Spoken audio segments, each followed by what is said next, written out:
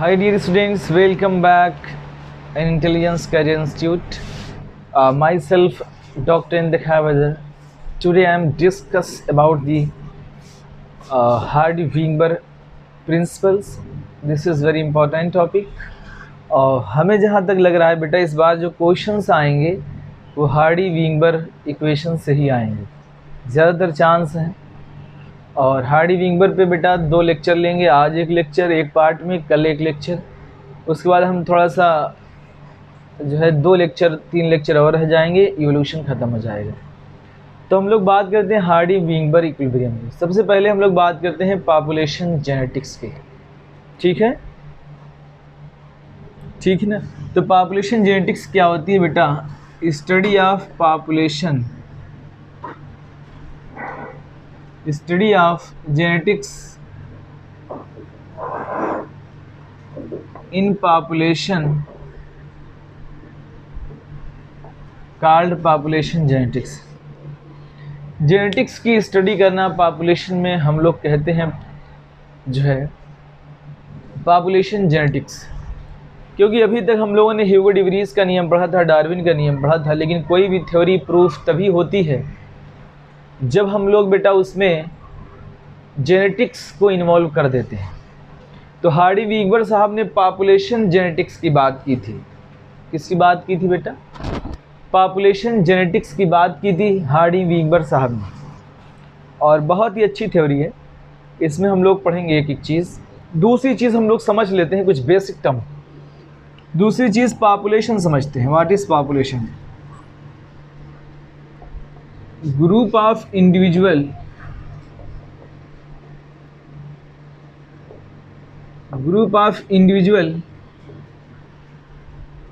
of a species called population। ठीक है, बहुत सारे इंडिविजुअल एक पार्टिकुलर स्पीशीज़ के आपस में कंबाइंड हुए, हम लोगों ने कहा पॉपुलेशन। अब what is species?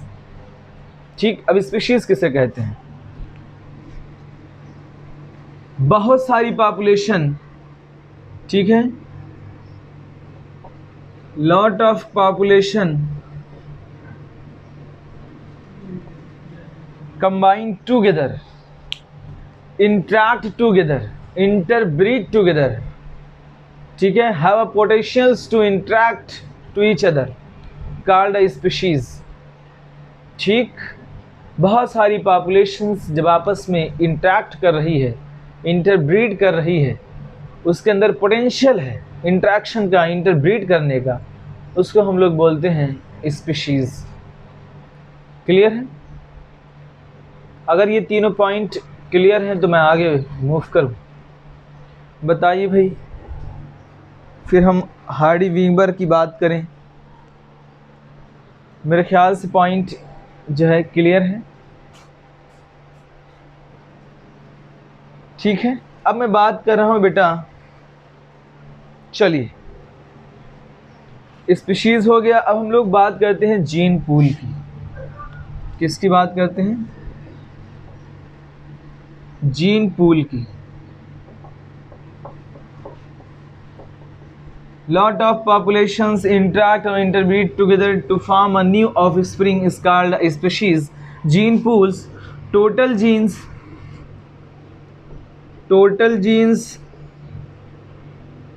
and their alleles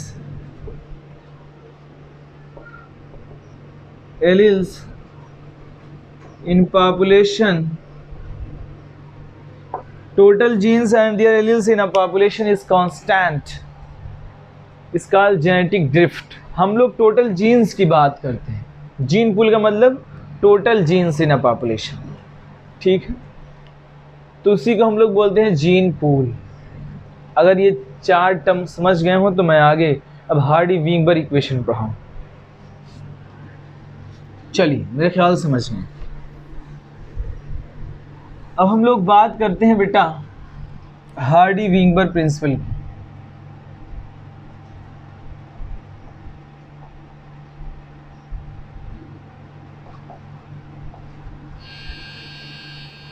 अगर हम लोग हार्डी विंगबर्ग प्रिंसिपल की बात करें बेटा, हार्डी विंगबर्ग साहब ने कहा था कि total genes and their frequency of alleles, total genes and their frequency of allele remain constant from one generation to another generation। ठीक है, कि जो जीन की फ्रीक्वेंसी है, जो एलील की फ्रीक्वेंसी है, ये हर जनरेशन में कांस्टेंट होगी। ठीक है, remain constant in a generation, जब तक कि उसके अंदर कुछ स्पेशल चेंज ना किए जाएं।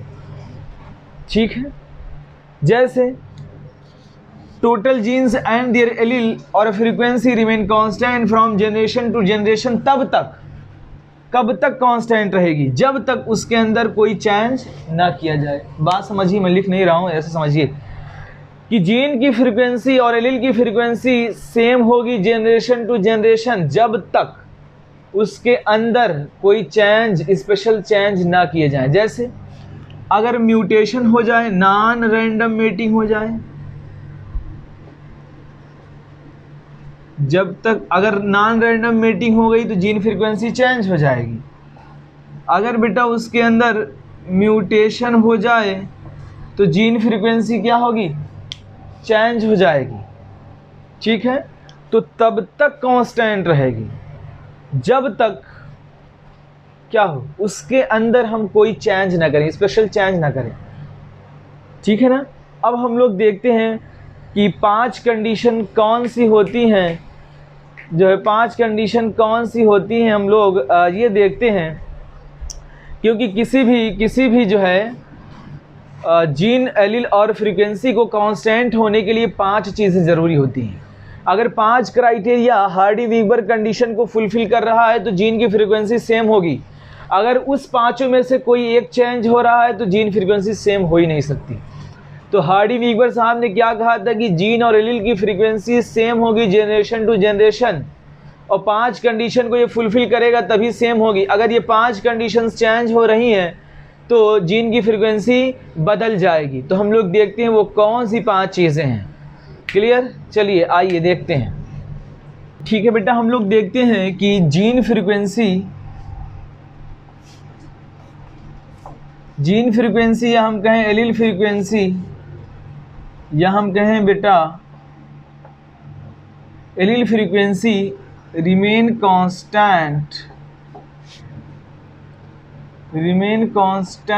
From one generations to another generation। ठीक है, gene frequency remain constant from one generation to another generation if it fulfil 5 condition. If it fulfil 5 conditions. अगर 5 कंडीशन को हार्डी-वीवर इक्वेशन फॉलो कर रही है तो जीन फ्रीक्वेंसी में कोई चेंज नहीं आएंगे, जीन फ्रीक्वेंसी रिमेन कांस्टेंट होगी from generation to generation. Number 1, very large population. अगर बेटा वेरी लार्ज पॉपुलेशन है तो जीन फ्रीक्वेंसी हमें चेंज देखने को नहीं मिलेगा। और यहीं पे अगर स्मॉल पॉपुलेशन है बेटा तो इसके जीन पूल में फ्रीक्वेंसीज जो होंगी, इनकी एलील फ्रीक्वेंसी चेंज होंगी, जिसको हम लोग बोलते हैं जेनेटिक ड्रिफ्ट। क्या बोलते हैं बेटा? जेनेटिक ड्रिफ्ट कहते हैं। Genetic drift applicable for small population and very large populations, ये होनी चाहिए। वेरी लार्ज पॉपुलेशन हार्डी-वीवर के लिए होनी चाहिए। दूसरी चीज़,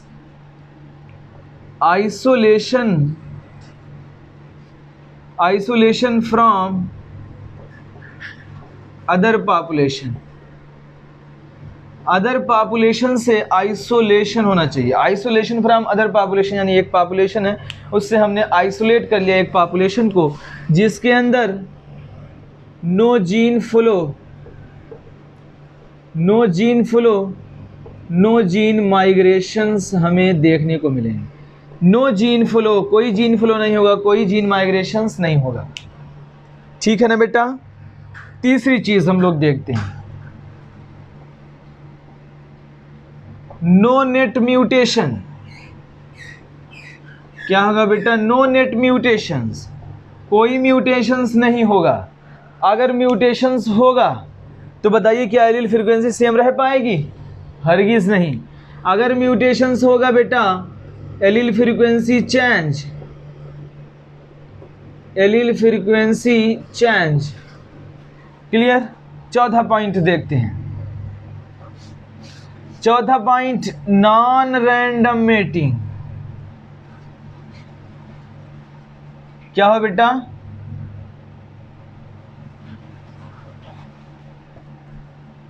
चौथा है नो नेचुरल सिलेक्शन। ठीक है, कोई नेचुरल सिलेक्शन ना हो बेटा। बात मेरे ख्याल से समझ में आ रही होगी। Isolation from other population, no net mutations and no natural selection. ठीक, पांचवा पॉइंट बेटा,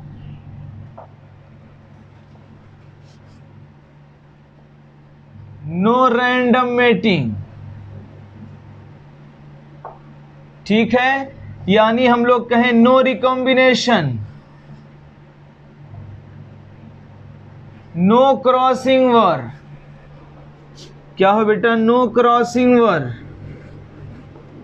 क्योंकि अगर क्रॉसिंग वर नहीं होगा तो जाहिर सी बात है म्यूटेशंस नहीं होंगे, चेंजेस नहीं आएंगे जीन की फ्रीक्वेंसी में, जीन के एलील में। ये 5 कंडीशंस अगर फुलफिल करेगा तभी जीन फ्रीक्वेंसी कांस्टेंट रह सकती है। बताइए भाई, बात समझ में आ रही है? फटाफट बताओ मुझे, बहुत अच्छा पॉइंट है ये। ओह, गलत हो रहा है। रैंडम मेटिंग होगा बेटा, random mating. Non random mating से चेंजेस आते हैं। जो नेचुरल प्रोसेस है ये रैंडम मेटिंग की है। ठीक है ना? सॉरी इसके लिए। यहाँ पे रहेगा रैंडम मेटिंग। ठीक है ना? नो रिकॉम्बिनेशन सही है, नो क्रॉसिंग वर। क्लियर है? अगर क्रॉसिंग वर होगा, रिकॉम्बिनेशंस होगा तो जाहिर सी बात है इवोल्यूशंस होंगे। तो ये बात अगर क्लियर है तो बताओ फटाफट बेटा। वेरी लार्ज पॉपुलेशन हो, from isolation from other population से हम लोग आइसोलेट करें, नो नेट म्यूटेशंस हो, no natural selections and random mating, no recombinations, no crossing over. अगर क्लियर है तो मैं आगे बढ़ूँ। एलील की फ्रीक्वेंसी बेटा फिक्स रहती है रैंडम मेटिंग से। ठीक है ना? अगर क्लियर हो तो मैं आगे की तरफ मूव करूं। बताओ भाई फटाफट।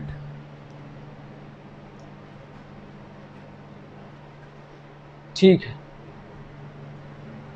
चलिए आइए अब हम लोग देखते हैं जो है हार्डी वीबर इक्वेशंस पे कुछ क्वेश्चंस देखते हैं। रफ कर दें, मेरे ख्याल से क्लियर है पॉइंट। आइए अब हम लोग बात करते हैं बेटा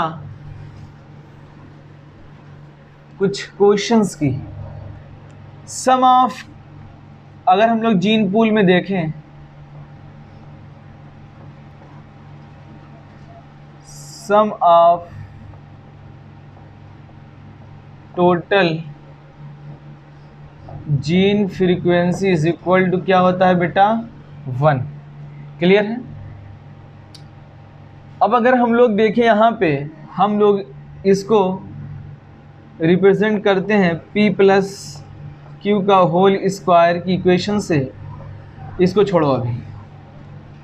सम ऑफ टोटल जीन फ्रीक्वेंसी की क्या होती है बेटा? Is equal to 1। क्लियर है? हम लोग अगर देखें इसमें होमोजाइगस डोमिनेंट को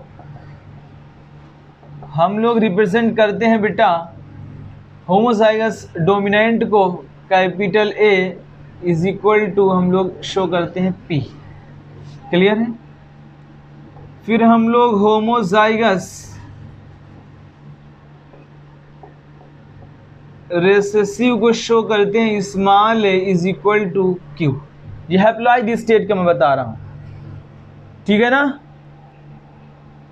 और हेट्रोजाइगस डोमिनेंट को हम लोग रिप्रेजेंट करते हैं capital A small A is equal to 2pq से। ये कैसे है अभी मैं दिखा रहा हूँ आपको इक्वेशन, ठीक है। अगर यही हैप्लॉइड स्टेट में, डिप्लॉइड स्टेट में क्या हो जाएगा बेटा,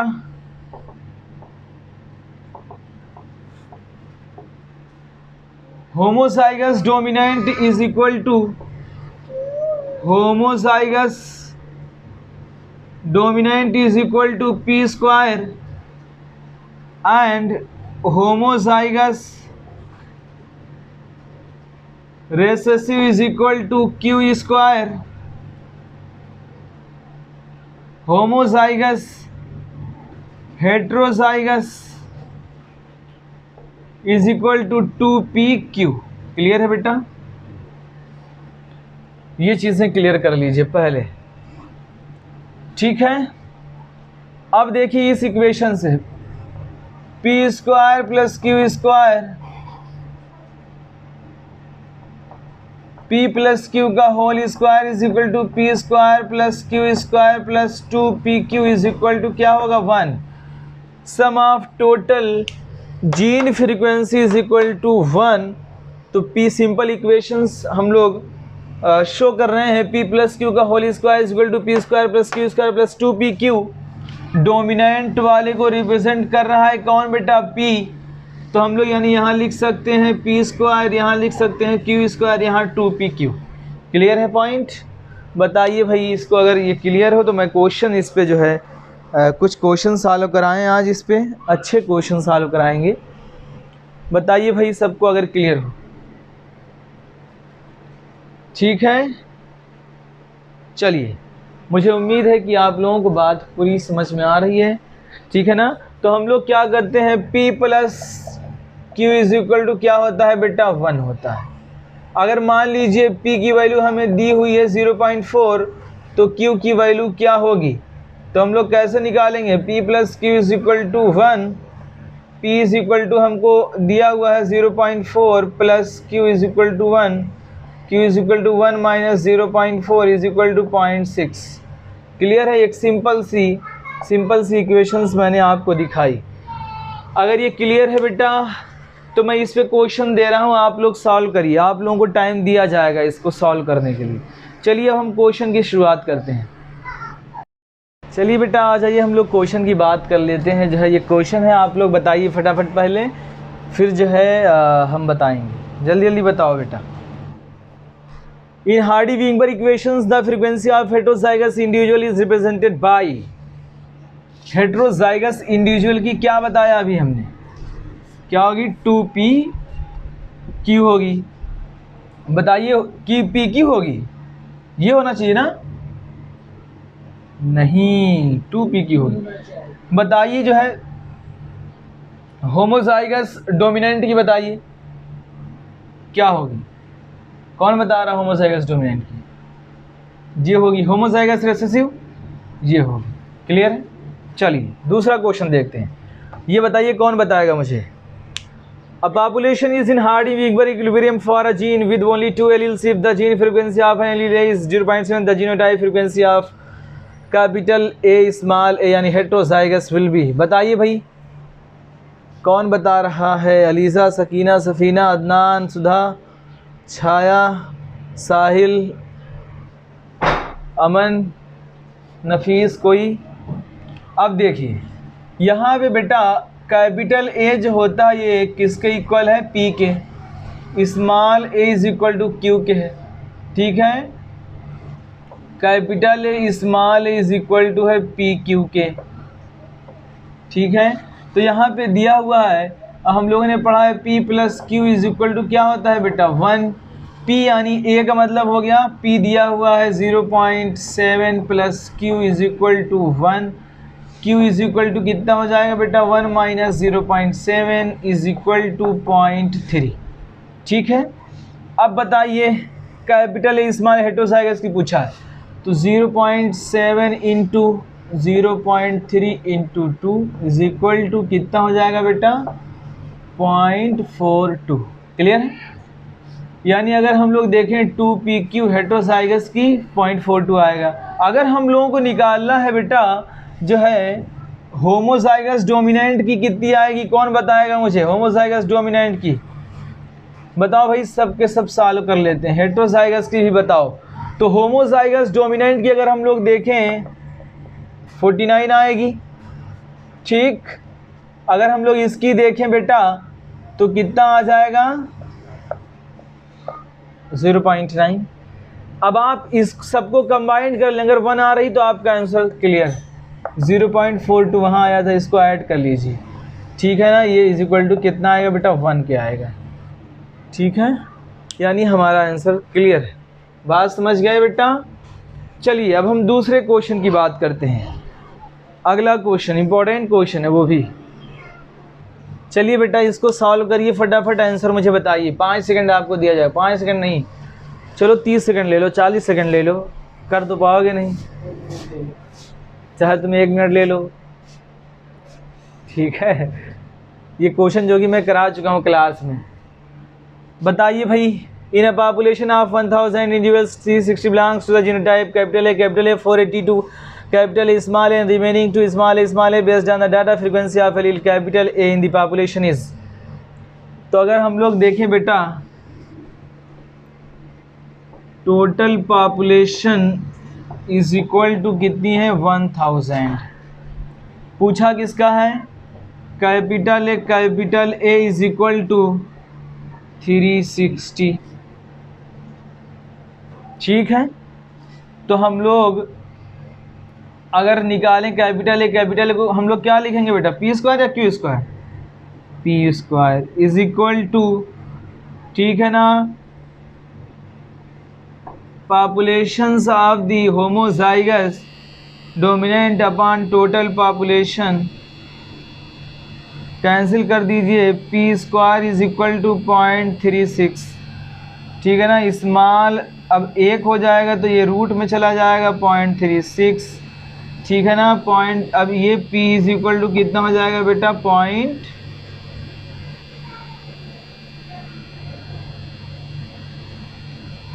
0.6, ठीक है।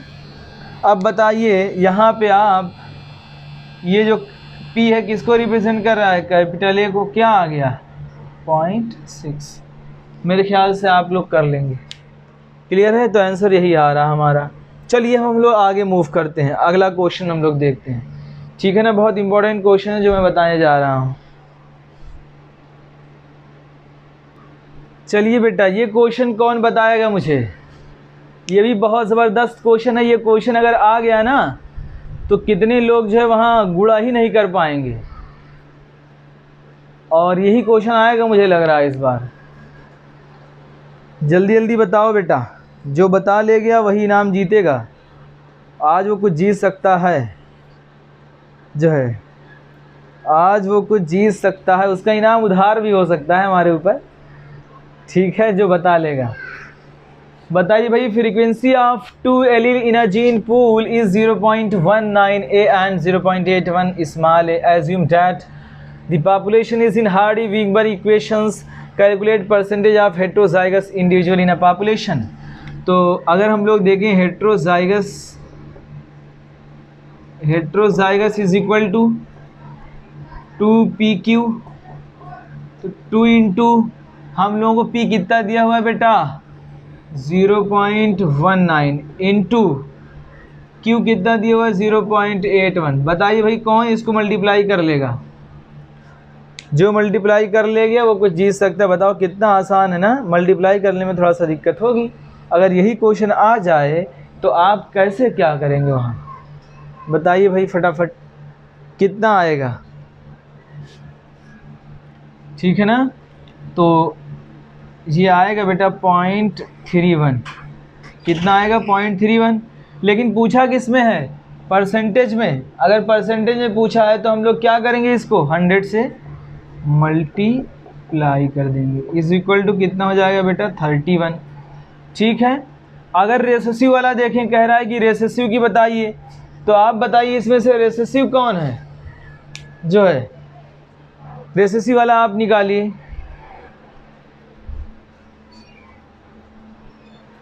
रेसेसिव वाला कौन निकाल रहा है, तो रेसेसिव वाला क्या हो जाएगा बेटा, is equal to Q square.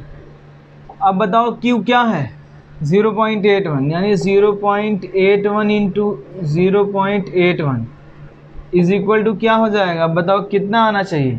तो आप 80 मान लीजिए, इसको फटाक से 80 करिएगा और कुछ पॉइंट बढ़ा दीजिएगा, 8 अटैया 64,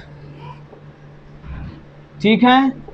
तो इस तरीके से कुछ आएगा, तो इसको थोड़ा सा बढ़ा दीजिए, ये कर लीजिए।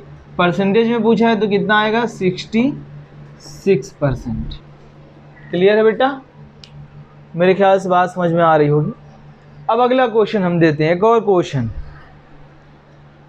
क्वेश्चन जो ये वाला दे रहे हैं, ये बहुत अच्छा क्वेश्चन। चलिए भाई देखिए, ये क्वेश्चन बड़ा अच्छा है। ये कौन बता रहा है, an allele W for white, capital W for white, wool is dominant over the allele small w for black in a sample of 900 sheep। कितने बेटा, 900 sheep, 891 are white and 9 are black। Calculate allele frequency in a population. हम लोगों को ये मानना है कि ये हार्डी विंबर इक्वेशन है, तो हम लोगों को एलिल फ्रीक्वेंसीज कैलकुलेट करनी है। तो अगर हम लोग देखें बेटा एलिल फ्रीक्वेंसी, सबसे पहले हम लोग क्या करें, अब देखिए एक डोमिनेंट है एक रेसेसिव है, तो रेसेसिव के लिए अगर हम लोग निकालें, रेसेसिव यानी small w is equal to कितना दिया हुआ है बेटा, 9 है, 9 अपॉन टोटल पॉपुलेशन कितनी है बेटा, 900 इज इक्वल टू कितना हो जाएगा, 0.01। क्लियर है बेटा, ठीक है। यानी स्मॉल w, या हम लोग ये कहें बेटा q इज इक्वल टू कितना हो गया, 0.01, ठीक है ना। अगर हम लोग को 0.01 आ गया, अब हम लोग इसमें क्या कर सकते हैं बेटा, 0.01 अगर अब हम लोग देखें इसमें, जैसे अभी 1000 वाला किया था वैसे ही है, Q square is equal to क्या हो जाएगा बेटा, 0.01, ठीक है। तो क्यू इज इक्वल टू क्या हो जाएगा, under root 0.01, Q is equal to 0.1, ठीक है। अगर ये हमें मिल गया तो P plus Q is equal to 1 हमें पता है, ठीक है ना। तो P भी निकाल सकते हैं हम लोग, Q कितना है बेटा, 0.1 इज इक्वल टू 1। अब P is equal to 1 minus 0.1, तो P इज इक्वल टू 0.9 हो जाएगा। क्लियर है। अब चाहे होमोजाइगस पूछे चाहे हेट्रोजाइगस पूछे, मेरे ख्याल से आप सब निकाल लेंगे। बताओ भाई समझ आ रहा है। किसी एक से जा सकते हैं आप उससे भी जाएंगे तो यही सेम आंसर आएगा, ठीक है ना। तो आसान वाले से जाइए, वहाँ 891 को कट आउट करने में बहुत मुश्किल हो जाएगा आपको। चलिए मेरे ख्याल से समझ में आ गया। अब छठा क्वेश्चन लेता हूँ मैं। चलिए भाई क्वेश्चन नंबर 6 देखिए आप लोग जो है, फटाफट बताइए कौन बता रहा है मुझे। क्वेश्चन नंबर 6 ये सॉल्व करिए। सब क्वेश्चन अब नहीं सॉल्व करेंगे आप, तो कब सॉल्व करेंगे? नाक हमारी जड़िए से कटवाएंगे क्या आप लोग जो है? अब तो करिए। अभी भी किसी का आंसर नहीं आ रहा, मैं वेट करूंगा आंसर के लिए। मुझसे पहले अगर आंसर किसी ने नहीं दिया तो समझ लेना। In a population that is Hardy Weinberg equilibrium the frequency of the recessive homozygous genotype of a certain trait is 0.09। Recessive homozygote, recessive का मतलब बेटा P या Q, Q square is equal to 0.09। अब देखो उल्टा दे के दे रहा है। Calculate percentage of individuals homozygous dominant का कैलकुलेट कराना है, यानी हम लोगों को P का कैलकुलेट कराना है। P स्क्वायर का यानी P का हम लोगों को कैलकुलेट करना है, P स्क्वायर का। तो Q square is equal to 0.09, Q is equal to क्या हो जाएगा बेटा 0.09, Q इज इक्वल टू क्या हो जाएगा 0.3। ठीक है, तो बताइए P plus Q is equal to 1। एक पता हो गया तो हम लोग एक तुरंत निकालेंगे। हमें Q पता चल गया है 0.3 है, इज इक्वल टू 1 करेंगे प्लस P करेंगे, P is equal to 1 minus 3, जैसे ही 0.3 हुआ तो P इज इक्वल टू 0.7 आ गया। अब बताइए होमोजाइगस डोमिनेंट के लिए क्या लगेगा? Homozygous dominant is equal to P square 0.7 into 0.7 is equal to 0.49। क्या ये आंसर है? क्या ये आंसर है बेटा?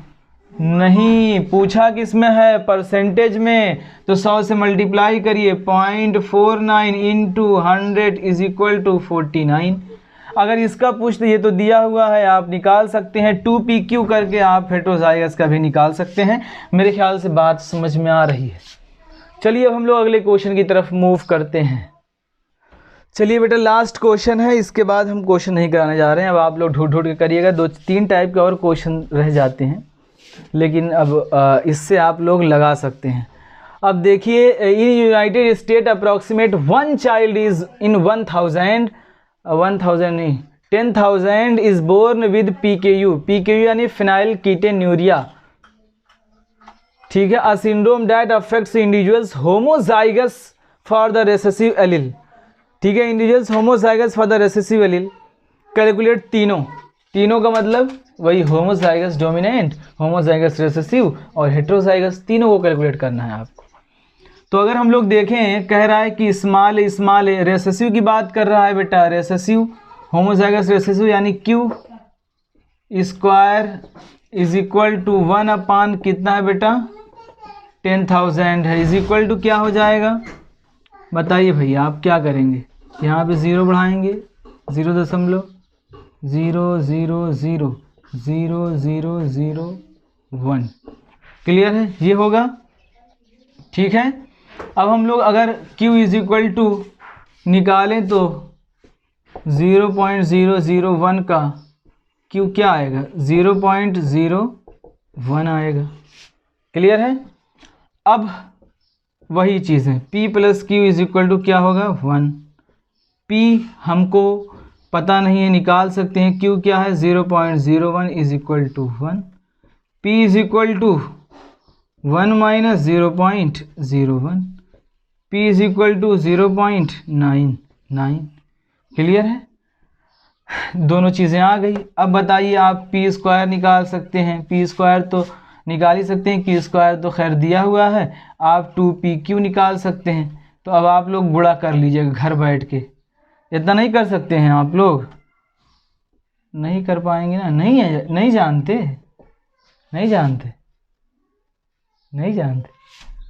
जानो भाई। 2p यहाँ से मल्टीप्लाई करके देखना, जो वैल्यू आ रही है वो सब कर लेना आप लोग। बहुत ही आसान है। मैं एक टाइप का और ले रहा हूँ, एक टाइप का क्वेश्चन और ले रहा हूँ जो है, ठीक है। चलिए बेटा, ये लास्ट क्वेश्चन है, बड़ा अच्छा क्वेश्चन है। इसमें जो है थोड़ा सा आपको ब्रेन लगाना है कि in a certain African 4% population is born with sickle cell anaemia, calculate the percentage of individuals who enjoy the selective advantage of the sickle cell anaemia gene, bracket में यानी increase resistance to malaria.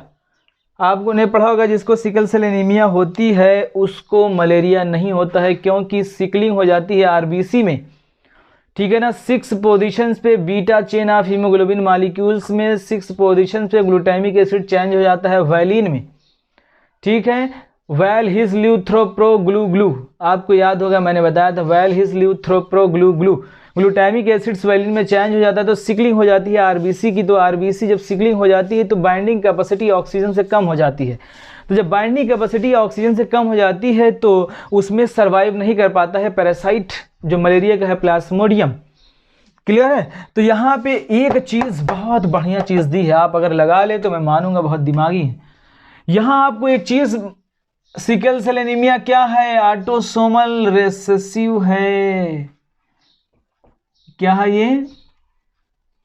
Recessive disease है, ठीक है। Sickle cell anaemia क्या है बेटा? Recessive condition है। समझ आ रहा है बेटा? अब बताओ, क्लू दे दिया मैंने, अब कोई बता सकता है क्या मुझे? देखता हूं कौन बताएगा, मुझे आंसर चाहिए। अलीज़ा, सकीना, सफीना, आप लोग बताइए।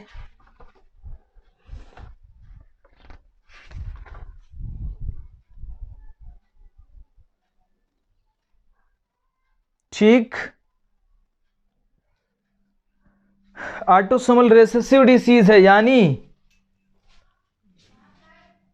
हम लोग पी लिखें या क्यू लिखें?